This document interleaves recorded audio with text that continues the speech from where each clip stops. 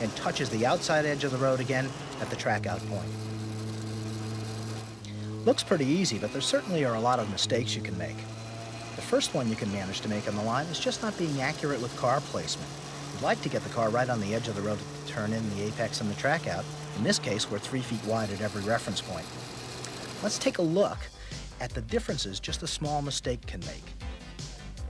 If we miss our turn-in point by a foot, the apex by a foot, and the exit by a foot, our maximum speed through the corner is limited by an arc that connects those 3 points. You can see that that arc has a tighter radius to it than the arc we would have if we did it perfectly.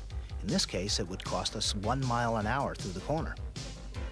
Now, 1 mile an hour doesn't sound like a big deal, but watch the driver in the blue car miss the apex by about 1.5 feet, and the driver in the orange car hit it right on the button. He's able to go 1 mile an hour faster down the straightaway, and that's 1.5 feet per second. On a long straightaway like this at Watkins Glen, that's plenty enough of an advantage to pass by the end of the straight. Let's take a look at mistakes that we can make by not being accurate on our turn-in. In this example, the driver turned earlier than when the proper turn-in point is.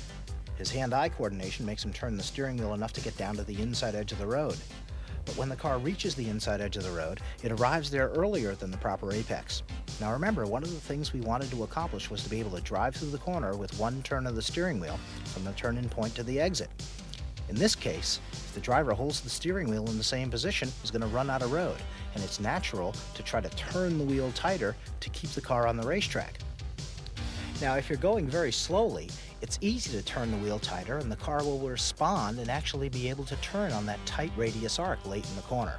But think about what happens if we come screaming into the corner using 100% of the turning ability of the car and arrive late in the corner and try to make the car take that tighter radius. You can turn the wheel all you like, it's just not going to happen. Now, early apexing when you're driving the car at the limit is going to get the car off the racetrack, but we can use the symptom of having to turn the wheel tighter at the exit of the corner to identify the early apex. Watch the driver have to tighten the steering wheel to keep the car on the road at the exit. Now, if we can turn early, we certainly can turn late also. This driver turns after the proper turn-in point, and it certainly looks safer in the second part of the corner. But the disadvantage of turning late and apexing late is that the radius you need to run is much smaller than on the proper arc. The symptom is that if you're in the second part of the corner and there's road left to the outside, you probably turn too late and apex too late. Let's take a look at that in the race car. We're going to drive up to the corner and turn in at the blue cone, which is later than it should be. 1 turn of the wheel touches the apex later than it should be, and at the exit of the corner there's 20 feet left to the outside. Now, late apex is something you wouldn't want to use every lap, but if you were confronted with a corner you'd never seen before, you could intentionally turn into the corner late as a way to find the proper racing line. We'd start by turning ridiculously late, something we knew we'd never do, and seeing what happens in the second part of the corner. If there's road left to the outside, that's an indication of a late turn-in and a late apex. So next time you'd turn sooner and see what the symptom was. We're still later than we could be, so on the next try, we'd turn earlier still, aim for an earlier apex, and see where the car ended up. In this case, right on the edge of the road, so we've got it.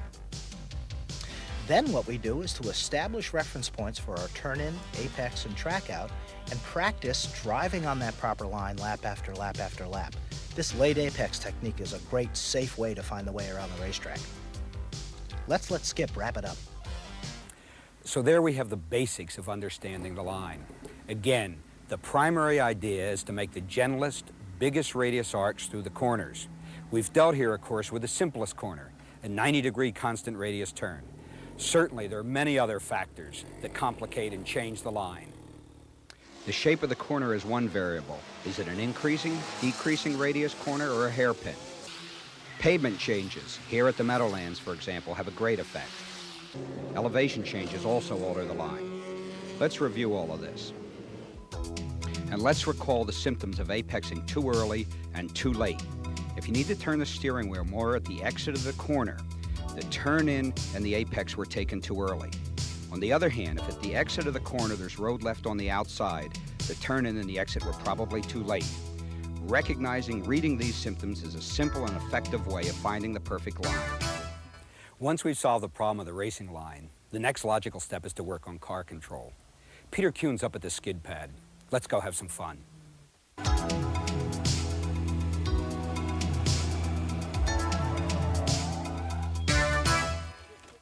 Thank you, Skip. Hi, my name is Peter Kuhn, and I'd like to show you what car control is all about. Now that we've established the line around the racetrack and we can pretty consistently drive on that line, the next step in going faster is to be able to drive the car at the limit of its adhesion in the corner. A car being driven at the limit is literally sliding across the surface of the racetrack. Car control is the ability to start, stop, or maintain that slide in the corner. Let me put my helmet on and we'll go out and give it a try. Now I know you're saying that I was already wearing my helmet, but let's go give it a shot.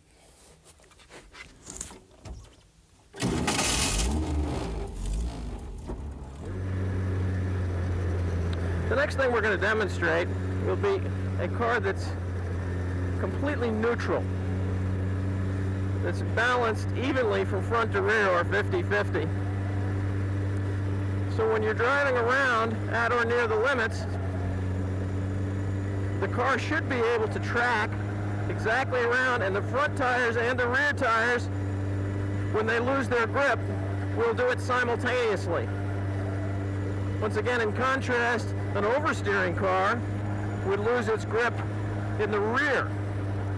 An understeering car would lose its grip on the front tires first. A neutral car will just simply slide all four wheels simultaneously. Let's try understeer.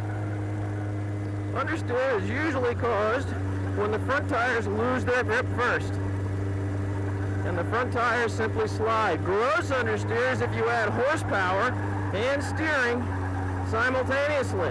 And what's happening here is the reason the circle is getting bigger around the outside of the skid pad is I've got too much steering in the car and I'm giving it too much power. If I simply just squeeze out of the gas pedal, the car will turn. This time, I'm going to just squeeze out of the throttle a little bit as we're understeering here. Let's see what happens. Let's see, I won't move the steering wheel at all, and let's see how much the car actually turns. Turns right into the circle.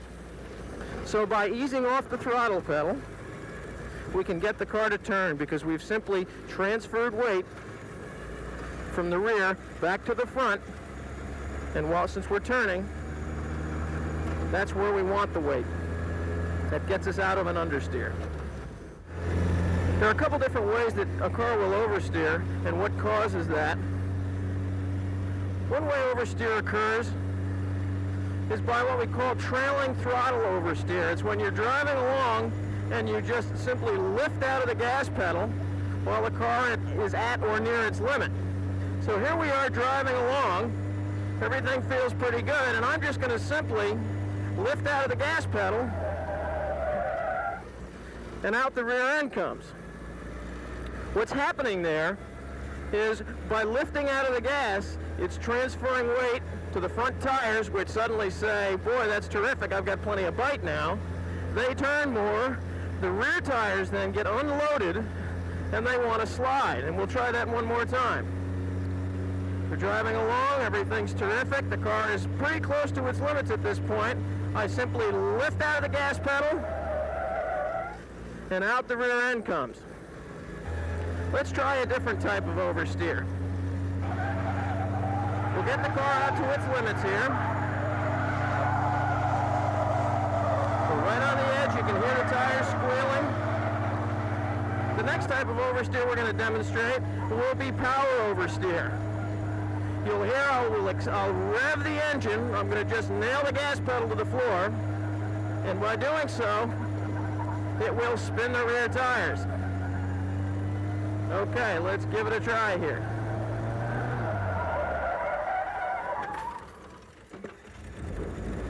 Sure enough, we certainly found the edge of the skid pad. So far, Peter's used throttle control to solve both understeer and oversteer problems. In addition to throttle control, the driver provides steering input to make corrections in the car's attitude. Now let's try a trailing throttle oversteer with a correction. I do trail off the throttle, and I make a correction. Let's try that again. I'm going to trail off the throttle,